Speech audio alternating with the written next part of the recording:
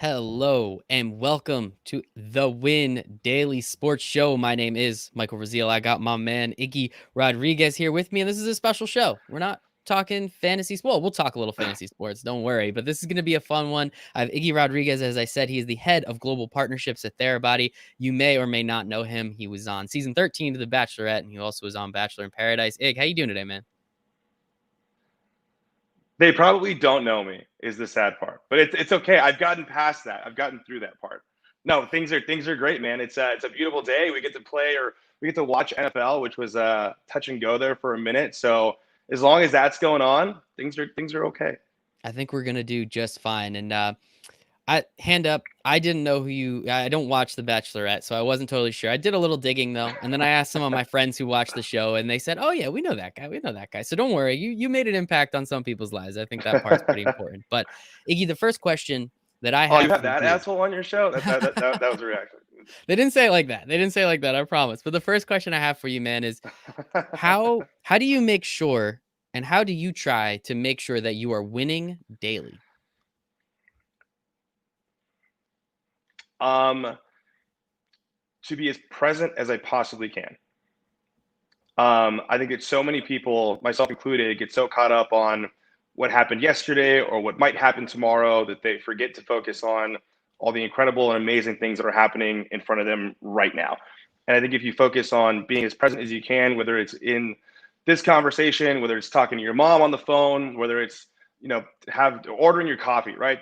There every single moment can be an impactful and meaningful moment if you decide to be present in that moment. It's when you get too far away from what's happening right now is when you start to lose focus on stuff. So being present is important. And how do you make sure to keep yourself present? Because it's an easy thing to say, right? But once the day starts and everything gets going and then it keeps rocking, it sometimes gets a little difficult to stay present, right?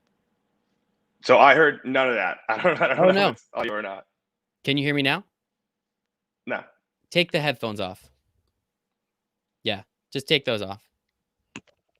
All right, you got me?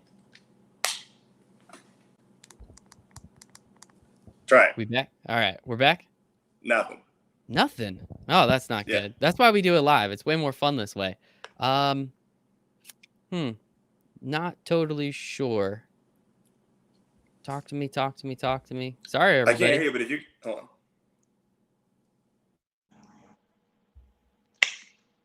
All right. You got me, you got me? No, nothing. I could hear you when we first started, but now it's nothing. That's really weird. Give me 1 second. We're gonna restart this. You want me to jump out and jump in? Yeah. Try it. All right.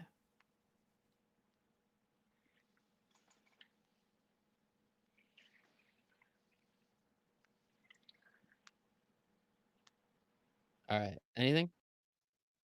Sorry, everybody. Gotta love it. That's why we do this live. It's way more fun this way. Makes it difficult though. Definitely makes it difficult.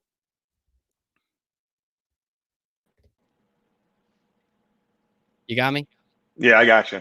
All right, all right. There we go. There we That was go. weird. Sorry about that, Yeah, man. man, it happens. It happens. It's all good. It's all good. So, as I was saying, you said you like to stay present. You like to be Yeah. present. You want to make sure you're there. How do you make sure you are present? Because it's a lot easier said than done. Sure. I think we'll touch on it maybe a little bit about sort of like my stance on everything from social to sports and just kind of being a guy's guy traditionally and what that means. But it's a lot of practice, man. I mean, it really is.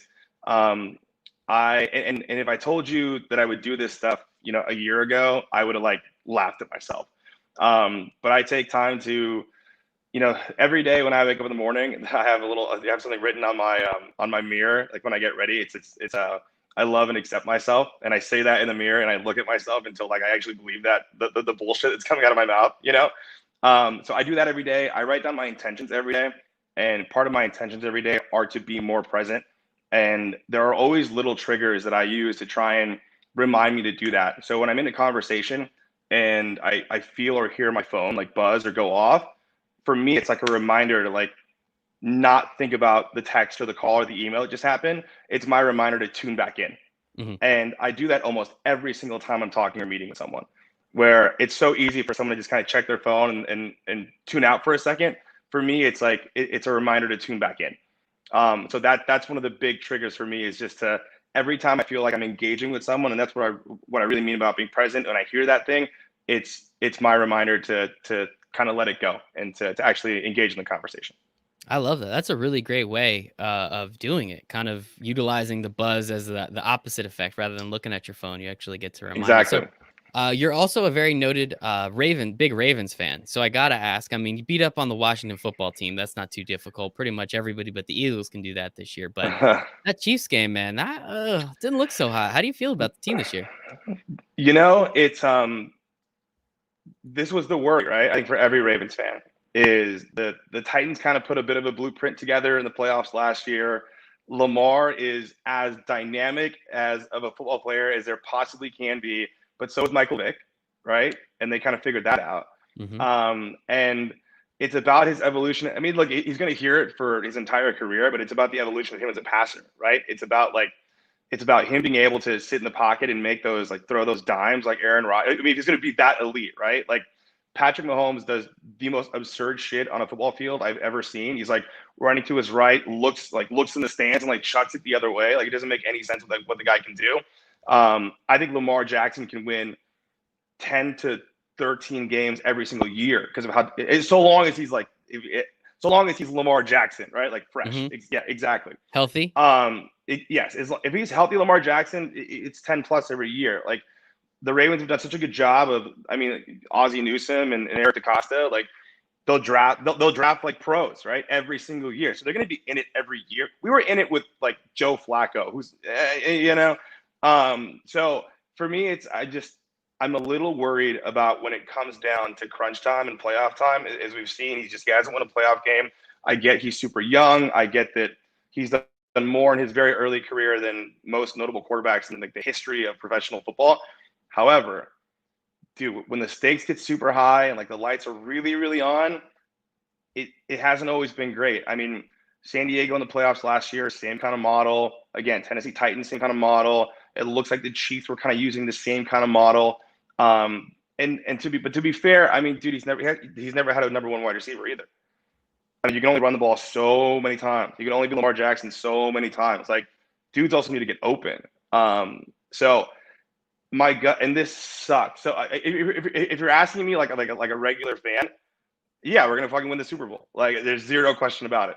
If you're asking me like an educated fan, I think that the Steelers actually kind of scare me, if I'm being honest. Hmm. I think we get to the playoffs either as a really high wild card or we win the North. Um, there are some throws that he misses that he's got to hit if we're gonna win Hmm. that playoff game. Like Marquise Brown's open on a couple deep routes against Watt. He has to hit. If he doesn't hit those, we're not going to win a playoff game. Hmm.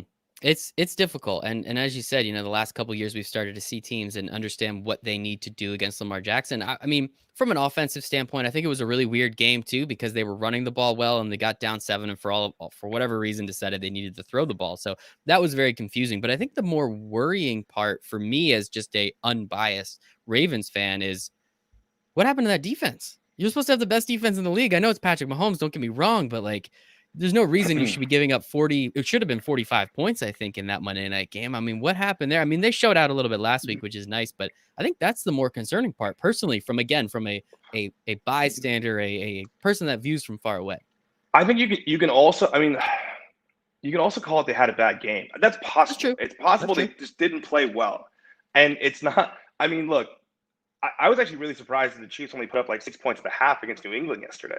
Like, that was more shocking to me than them putting up 30 against the Ravens or whatever. Like, but dude, you've got Hill, you've got Hardman, you've got Patrick Mahomes, you've got Kelsey. Like, I mean, there's only so much you can do, man. Like, I think the Ravens are probably a top 5 defense. The Earl Thomas situation's weird, and Weird. his personal situation is weirder. Very weird. Like very weird, and I get it, but that guy not playing safety for us, that's tough for us. I mean, he is a defensive leader, and like, I mean, you take a look at, I don't know, I mean, Ed Reed's one of the greatest safeties of all time, but like, he's got Reed-ish qualities, you know what I mean? Like, play center field, like, is all over the place, like, understands offenses. That's what But when I saw that we released him, I'm like, that's not good for our side. That's bad. Like that's a bad look. Our up front is good enough. Our linebacking core is super young, and like the Rangers have this way about them where they get the most out of players. If you take a look at people who left, like guys like Bart Scott was good, but he wasn't Bart Scott on the Ravens. Like if you take a look at who's the big white defensive end? Paul Kruger. Paul Oh God. Kruger was good on the Ravens.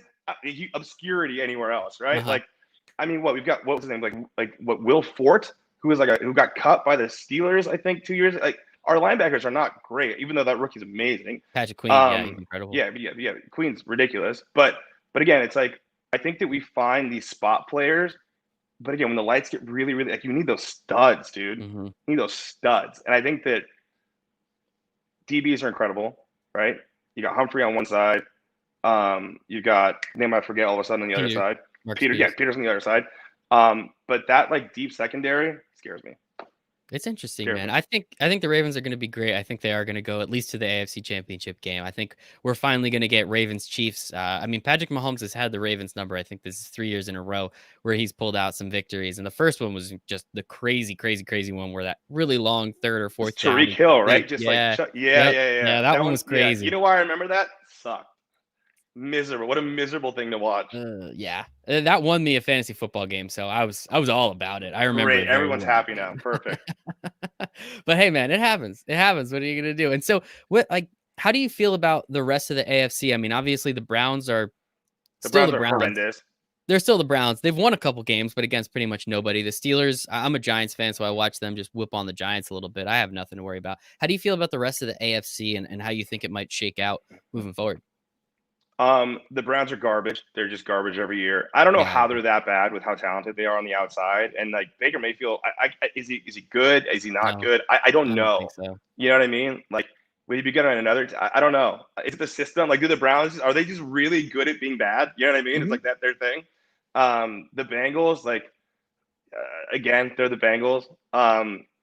That young kid at quarterback, man, he is pretty good. You know.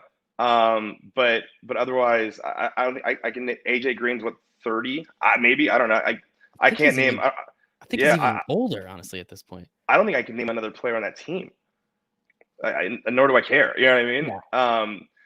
The thing that I remember about watching, I think that it was Giants Steelers game specifically, is they look really fast on defense. Like they look aggressively fast, and if you're going to stop Lamar, that's kind of the formula, right? You have to have some dudes on the other side that can run with them. And I think that's the reason it worries me so much. One, Ben Roethlisberger is kryptonite for the Ravens. I don't know what our record is against him, but I can't imagine it's great. I don't care if it's like regular season, postseason. That guy just loves beating us in the most painful ways possible. If he's back and healthy, which he looks like he is, and that defense is as fast as I think they look, again, it's going to be winning the North's going to be tough. It's going to be difficult. They scare me. But I think it's going to be fun. I'm excited. And now there is that extra playoff spot too. So in case anybody forgot over the offseason. I forgot about that. Yeah, they added that 7. So there's 3 wild card teams. So the Ravens, I mean, unless they just free fall, the AFC is really not too difficult this year. I mean, obviously the Texans went from being decent to now. What happened to those guys? Terrible. Bill O'Brien lost his job. Yeah, he's out. Terrible. Yeah, it is what it is, man. I'm not really all that worried about it. I'm on the NFC side. I'm glad that you're a we fan too, an our fan. I always like those people a little bit more because I take as much emotion. Ownership. Yeah, man. Like I take ownership because if they lose, that ruins my whole day. You know, it ruins most of my week. I mean, it hasn't recently because I know the Giants are going to be terrible, but I appreciate that. And you know, we were talking a little bit before when we were off camera. And in case anybody can see, there is a Packers helmet above you. You being a Ravens fan, I know you told me before, but I'm kind of curious where does the Packers helmet come in all this, and at least why not at least have a Ravens helmet there as well? One of my very close friends and business partner is Mercedes Lewis, who is the current tight end for the Pack. I think he's on his 15th year. It's incredible. Dude's unbelievable. He's also I don't know how many people who listen to this or have been on field at a game or have actually seen these guys up close. The guy's a different species. 6'7", 265, just made of granite. It's unbelievable to see these guys up close. I love the guy. I'm so proud of him. And I only mentioned season 15 because like there were talks of retiring, or maybe he doesn't get picked up again by the Packers. He is obviously an older guy, but things worked out and he worked his ass off, dude. So I'm really happy and proud of my guy. So I rep it where I can. I respect the hell out of that. And what is the business that you guys are partnered in? How what are you guys doing together? Yeah. So I mean, part of his recovery, it's he takes his body and the things that he puts in it so seriously. So him and his a business partner created a we'll call it a kind of a new age sports drink called Tume, Tume. It's turmeric infused water. So it's our take on a healthier, more natural, better for you alternative to the traditional Gatorades, Powerades, Body Armors, right? All these drinks that have they kind of tout these nutritional values, but in reality are just filled with horrendous things for you. I mean, Gatorade, whether they'll tell you or not, they actually have in a small capacity the same ingredient that's in fire retardants. So like it's to keep the food coloring. So like to keep to change the colors. Yeah. So the things that you're using to put out a fire are also chemicals you're putting in your body when you drink Gatorade. And then like there are a number of these like horror stories. I'm sure you've seen like any number of these Netflix specials that'll tell you what's actually in like the chicken you eat or like that Twinkie or whatever it may be. But for Mercedes, it's just again his body is so important. It's like I think for most people and most athletes, whether you're in high school and college, it's like okay, Gatorade is it, and you trust your trainers enough. Like I don't have a nutritionist. You know what I mean? Like Mercedes, those guys do, but like we don't. Yeah. So for us, it's like, okay, I'm just going to trust what my trainer or what my high school coach doesn't know shit either. What they're telling me to put in my body. And I think there's a better alternative, not just for the athletes, but for anyone who's trying to live a bit of a healthier lifestyle and kind of cut out some of that crap. So we're proud of it too. We're happy with it. That is good. I only drink Gatorade when I'm hungover, so not too much fire retardant getting in my body. Thankfully. I'll tell you what. We'll send you a case of Tume. We'll light you up a little bit. Appreciate that, man. You're the best, Iggy. I appreciate it. Again, we're speaking with Iggy Rodriguez. I do want to get to the business side a little bit more too. Is that what we do every time? If I say your name every time, Iggy Rodriguez. Let's get it. So I'm Cuban and Mexican, but people think I'm like Hawaiian or Pacific Islander, and so I've owned it for it because I own it. I could see it. I mean, not that I'm, a great call on any of that stuff, but I could see the Islander part, and that's kind of fun. I mean, roll with it. Worst comes to worst, you can go hang out in Hawaii and, enjoy it. Those are my people, man. It's weird. I love it. I'm just gonna get the full rock tattoo at one point. Oh, that's good shit, man. So sticking on the business side a little bit. So you're an LA kid, right? You got a job with the Dodgers, which I think is incredible. After I mean, that must have been awesome. But after the Dodgers, you actually went and worked for the Detroit Pistons a little bit. And knowing this is a very big basketball channel, like what was your time working with the Pistons, and how much did that open up your mind to really all the incredible things that the NBA is able to do, especially from like a progressive standpoint, always being kind of the league that's ahead of everybody else, whereas we see the NFL usually lags behind. The MLB is still back in like the 1800s. How cool was it, and what did that really open up your mind to on the NBA and that side? I think that so to give people some perspective, I think that most people think that all leagues are created equal. The governing bodies of every league are incredibly different. So MLB has this thing called MLB Advanced Media.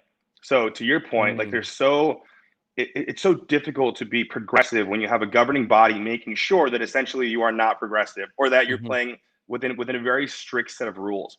The NFL is the NFL. You can't use they protect that logo. It's like Fort Knox, right? It's like no one's touching that thing, and if you are, you're going to spend a whole lot of money doing it. And because the ratings and the numbers are so big, and the media is so is so prevalent in the NFL and everything they do, it's really hard for them to kind of get away with being creative as well. So those two leagues, one is just like, I'm old and we do it in an old way. The other one is just I'm really protective of what the league and the shield stands for. The NBA, I think most NBA teams can act with a little bit of autonomy. So it's like if you're going to be creative around a marketing approach, or you're going to be creative around a campaign or around a social initiative, like they can kind of do it. And I think the NBA does that because it is. I think for me, it's probably in order to stay competitive with the NFL, right? You're gonna have to take some shots. Like you're gonna have to be progressive. MLB views have been declining for years and years and years. It's the same shit over and over again, and we get it. The NBA is like, okay, I'm willing to take some risks. I'm willing to be a little creative, and I'm willing to kind of do some fun stuff. I think it was the Pistons that was like they put out a tweet or a message. It was like J. Cole was like, come out for a tryout kind of thing. Like you're not gonna see like, and that was like halfway real. Right? You kind of Hmm. bought it. Like you're not gonna see a Major League Baseball team do that with like OBJ or something like that. Like, it's not gonna happen. But yeah, it was really fun, and I think working in Detroit was, dude, they love their team. There's not okay. Coming from LA, I'm out of Detroit now. I don't know if I'll ever go back. There's not a Uh-huh. lot else to love in Detroit. You know what I mean? But they love their team. That was my one big takeaway was that when I was there, it was like 2010. I think it's been a little while, but dude, they loved their team. Like die hard, live and die. They love the Palace. You know what I mean? Like they loved it. And in LA, you don't really get that. I think like the Lakers are maybe comparable, but Lakers win, Lakers lose. Nah, yeah, we're good. We live in LA. Hmm. It's fine. It was everything, and that part was really cool to be in a community, especially growing up in LA. You just don't really see that. Like being in a community where people live and die, they love it so much. Like you were like even like wearing a badge, like working for it, you kind of felt like a little bit of like a celebrity. Like people were like, "Oh my god, you work for this team." It was cool. I enjoyed my experience a lot. That is awesome, man. And yeah, I think it is really important for people to understand how much more progressive, not just from a social standpoint, the NBA is, but just from like an enjoyment standpoint, right? Like the MLB, yeah, they're stuck in the 1800s. They're not going anywhere. As you said, the NFL is just so protective of everything. I mean, at one point a couple years ago, the NFL wouldn't let the teams in the NFL tweet out images and videos from the games that they were competing in. It's just like Yeah, think right. about this for a second, guys. Like, what the hell are we doing? We're trying to grow the game, but that I think finally is over. But with that, I mean, you've obviously had a couple other businesses, you've done some other things, and now you're actually the head of global partnerships for Therabody, formerly Theragun. I think it's probably a good Correct. rebrand on Yeah, your guys' correct. point. How how much fun do you have just being able to kind of spread wellness, spread happiness, and make people feel better? As I told you, I have a Theragun. It's a little bit older than the one you showed me before, but like they're so great, and I wish more people had them because they're so fantastic. I mean, how cool is it to be on that side and understand and know that you're truly helping people from a standpoint that really, only like 10, 15 years ago, people didn't even really think about this aspect of the body. It's interesting. It's not just because they pay me every 2 weeks, Nice. but it's fun, man. I've always been, I played football in college, played rugby for a little bit for Team USA. Like I was an athlete, and for me, health and fitness it's always been a part of my life, and I've always been, historically, my career has been sports entertainment, and this is a really cool combination of those two things for me, where I get to work with almost every major sports team. So we're the official partner of the Rams, and we got to do education and provide a bunch of this cool co-branded content. Like it's so much fun seeing these athletes you see on TV actually holding and using a Mhm. thing that you live and breathe every day. And for me, it's like there's such a validation of the things that I'm doing where it's like, yes, could I be like if I'm it's almost similar to working for a team where it's like if you're selling tickets, that person that seat, it may be their only game, that may be the highlight of their year, Mhm. right? When I see people using these devices and when I see them feeling better, whether they're sore, whether it's my mom who goes for a walk once a week and that's her workout, or like my sister who has, two twin boys and has to lug these fat kids around all day. And like at the end of the day, it's like her back hurts and her feet hurt. And that's her only moment of peace. It's so cool to see the different applications, and the people I get to work with are awesome, from huge brands, to individual ambassadors and influencers. If you haven't seen, DeAndre Hopkins is an investor and Mhm. an advisor ambassador. Yep. So is Amanda Sharapova. We've got some amazing announcements coming up, and the space is getting. I think the space is becoming more ubiquitous. It's like everybody knows that these things exist. People are excited about them, and we're seeing a ton of different applications from LeBron James using it at home to, again, my mom using it at home to working with, I mean, even as far or as like maybe inconspicuous as working with a mental health app or a meditation app, and creating opportunities for people to use this on themselves before. And we'll talk about the mental health aspect a Mhm. little bit, but getting in sort of a more meditative state, and it's beyond just, hey, my leg hurts, I'm going to do this thing for a few minutes to make me feel better, but it's, I sat at my desk all day and my neck hurts, or I had a stressful day, or I want to get to sleep easier, or I want to wake up better, or I want to make sure that I'm ready to play with my kids tomorrow. And I know it sounds cheeky, but like the applications are endless, and it's really cool to see as many people adopting this thing as I've seen in the last few years. And I think the important part is you're not just saying this, right? The first question I asked you is, how do you win daily? And you said, you read, however, as hokey as you think it is, I do the exact same thing. I literally have sticky notes at my desk every day that tell Yeah, me, what I have to remember to do in terms of, from a mental and from a spiritual, I guess we'll say, standpoint, and understanding that with this type of product, it can really help you, just be better. Whether it is your mom who takes her one walk, a week, it she helps kills the you walk though. reach. She kills the walk. Hey, I'm sure she crushes it. Hopefully, what, mile and a half? Good for her, man. I don't know. Yeah, Actually, yeah, I she kid, but kills it. but no, it's just one of those things where actually it's nice to see that, not only do you get to help other people do this, but you obviously do it for yourself, and you truly believe it. It's not just something, as you said, they pay you twice a week, which is very nice. But at the same time, it's really understanding, how to apply this for just about everybody, because people can utilize this type of product in so many different ways and really get them to where they need to be. If you're less stress, less pain, all of those things are very, very important. And people kind of forget. Like, I stretch every day because everybody Yeah, should stretch every day, especially if you're sitting in front of a computer screen. Like, right. it's so easy when you think about it. And something like a Theragun is very helpful with that. So I think it's awesome. And the fact that you get to work with all these teams and these players, that probably makes your job a little bit more enjoyable too. Yeah, it's pretty cool. That's pretty awesome, man. And so, Yeah. as you said, the mental aspect kind of moving into that. So you were on the Bachelorette. I just want to make sure I have the season correct. 13. You're also on season 4 of The Bachelor in Paradise. Now, I don't know how much you want to talk about that, but I know, and at least I'm assuming, as you were talking to me before, you gain a little bit of social clout for that. You gain a couple more followers, and as you said, sometimes you can post up a picture. Some people like it. A lot of people don't. The internet's filled with hate for some reason. I don't know why everyone's so angry. I know you have a very important way of looking at social media and understanding what good and what bad can come from it. So I'd love for you to use this platform and tell some people what you're working on now. Yeah, man. Got it. It's been a gnarly, 8 months or so for me, just on a personal side, and it's something bad. I mean, for me, it's like I wear it like a badge of honor now, and I'm so proud to talk about the things that I've gone through, um, and to kind of again to parallel what we're talking about and kind of how it relates even to the sports world. It's these guys and girls, anyone who has a social presence is now in line for as much scrutiny as they can take Hmm. from everyone, right? And it's usually people who have like, it's like their dog or like a flower who's their photo, right? Because like they don't show themselves, but regardless of what they look like, any comment that is meant to be hurtful still hurts. And I think that as a result of the show, what I found myself doing is trying to do anything I could to continue to validate this image I've created. And every single post, every single photo, every single interaction that validated that thing that I wanted to show people, or that sort of that shield that I protected the actual person who I am with, it started to become more and more important to me, almost to the point where, and very candidly, it was almost difficult for me, and still is, to have like a real relationship.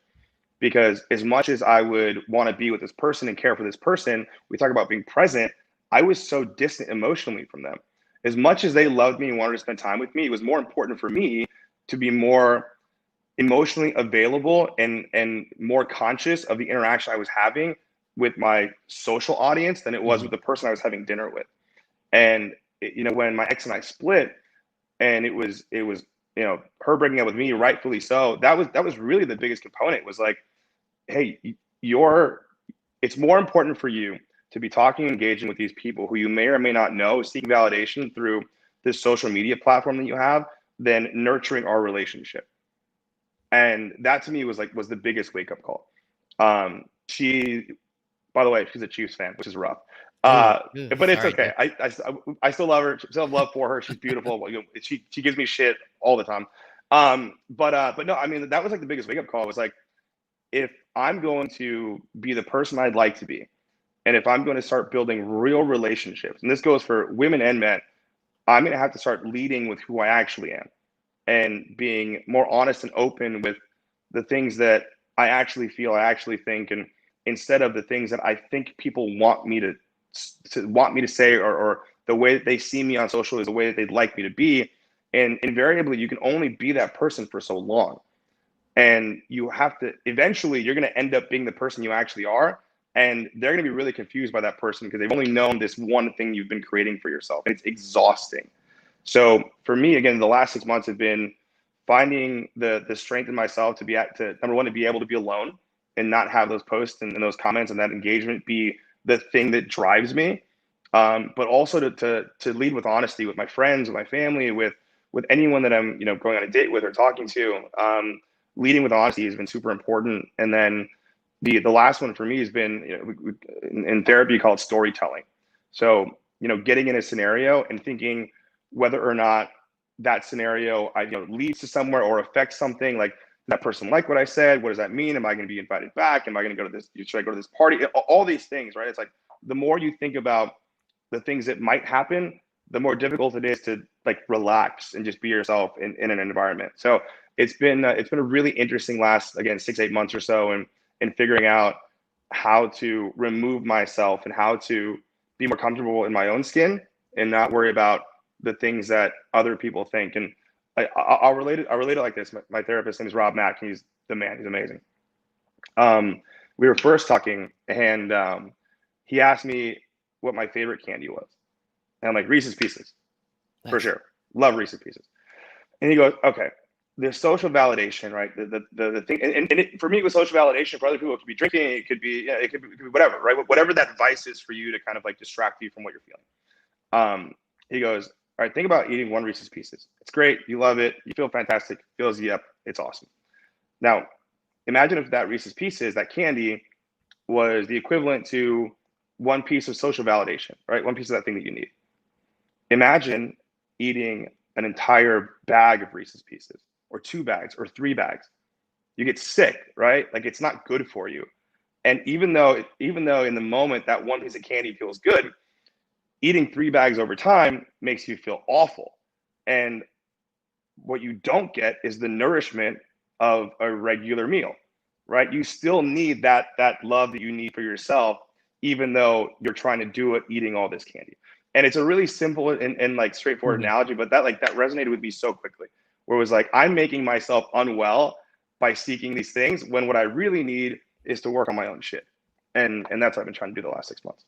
That's awesome, man. And thank you for sharing that, because I think it is very important that, people hear that, because I hate social media. I think it's it really does cause more harm than good. It does cause a lot of good, but I think it causes more harm than good, unfortunately. And as you said, it's that social validation. It's those likes. It's those comments. Now, I don't have 20 whatever thousand, 30,000 followers like you do, so I could literally only imagine what that's like.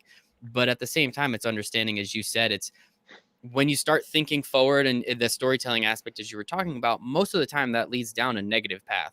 Very rarely do you think like, oh, and then this is going to happen and this is going to happen and all these things are great. It's always like, oh, I'm not going to get invited to that party. What if they thought what I said was stupid? And it's really unfortunate because most people are positive people. Most people want to help. Most people want to do good. Just for whatever reason, when we get on the internet, we're all assholes. So it's a very weird social dichotomy that, it is very frustrating. But Iggy, really do appreciate you sharing that with us. I think it's important and understanding that a lot of good can come from it, but understanding, stay present, be in the moment. As you said, again, I'm going to try and use that trick with the vibrating cell phone moving forward. So I'll let you know how that goes, man. Cool, man. No, it's again, it's nice to share that. I think, especially it resonates so much with me. And I enjoy talking about it so much because we'll call it quote unquote classically like a guy's guy, right? It's like, if there's a problem, I'll just try and power through it. And it's been great in the work setting, and it's been great in an athletic setting, but you can't power through emotional issues. You just can't. You actually have to do the work to get better at those things and to find ways to everything from being present to being more open, to be more honest, and all this stuff. It's like there's a lot of work that goes involved. And I think most guys have a hard time even having this conversation or admitting they need the help. So, my hope is that if me, who, again, I told you this before, I didn't think, if I would have told myself I'd be doing this work a year ago, I said, you're an idiot, you're an asshole. You know what I mean? What are you going to meditate every day? You're dumb. It's not a thing. But if a guy's guy can do it, then I mean, truly, it's anybody can. Just takes a little work. Yep, I meditate every single day as well, so I'm glad. There same vibes, man. Same wavelength. So man, this has been an absolutely great conversation. Again, sincerely appreciate you bringing that up and everything else. Obviously, what you're doing with Theragun, I think, is awesome. What you're doing with Mercedes Lewis, but you are an LA guy. We do have the LA Lakers in the championship. I mean, they can't sweep them anymore, But how do you feel about the game that's coming up tonight? They didn't look so hot this past game. Jimmy Butler did his thing. Are you starting to get a little worried? Not for a moment. Jimmy Butler, he dropped 800 points. You know what I mean? Like Jimmy Butler had 40 plus points or whatever it was, and this massive triple double. I mean, like it's that Heat team is young. There's a level of inexperience. Not to say the Lakers team is super old, but when you've got a guy like LeBron who's won, would this be his fourth? Yes. Yeah. Okay, so he's won 3 championships. The guy knows how to win. I think even now, if they needed it, LeBron could put him on his back and win the rest of the series. Plus, you've got that guy in the middle. What's his name? Oh wait, like Anthony Davis. Are you fucking kidding me? Like good. If they're both having a good game, and I think you've seen it throughout the entire playoffs. Like if they're both playing well, it's a wrap. So it is going to have to. It would be a colossal. I mean, we're talking Atlanta Falcons level bust if they don't win the NBA championship. I would be hard pressed to believe that they're not going to win. Maybe Miami wins one more game, maybe, but that's it. Yeah, I'm going to have to probably agree with you there, especially with Miami having a couple injuries. But yeah, LeBron James, Anthony Davis, we've kind of seen what this story is like. Tough, man. We kind of know how it's going to end. But Iggy, this has been absolutely fantastic. Where can everybody find you on the internet? So my Instagram is at Iggy_Rodriguez. That's usually all I use. So you're more than happy to shoot me a note or follow or DM or call me an asshole. It doesn't hurt me nearly as much. It's okay. You can make fun of me on the internet. It's fine. Growing, man. You're growing. I appreciate that. Again, Iggy Rodriguez, head of global partnerships at Therabody, formerly with the Dodgers, and the Pistons, formerly on The Bachelorette. Good for you, man. Appreciate your time today, Iggy. Thank you so much, man. Thanks, brother. Appreciate it, man. Thanks.